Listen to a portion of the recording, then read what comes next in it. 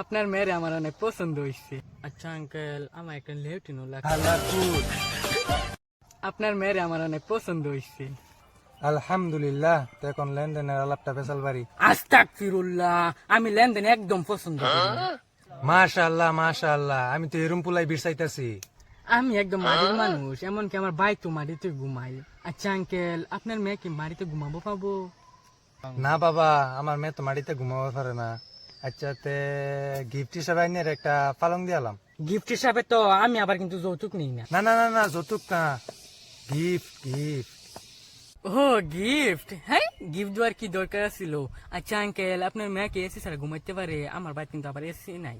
না বাবা, আমার মেয়ে শুরু থেকে এসিতে থাকে, এসি তারা ঘুমাবো পারবো না। আচ্ছা, আমি একটা গিফট হিসাবে আইনের এসি দিমু। ও গিফট, আমি আবার কিন্তু যৌতুক নিই না। না না না না, যৌতুক না, গিফট গিফট। আচ্ছা আঙ্কেল, আপনার মেয়ে কি টমটম দিয়ে যাইতে পারবো? আমার বাড়িতে আবার গাড়ি নাই। না বাবা, আমার মেয়ে টমটম দা যাইবার আইব না, টমটমে যেতে নাই।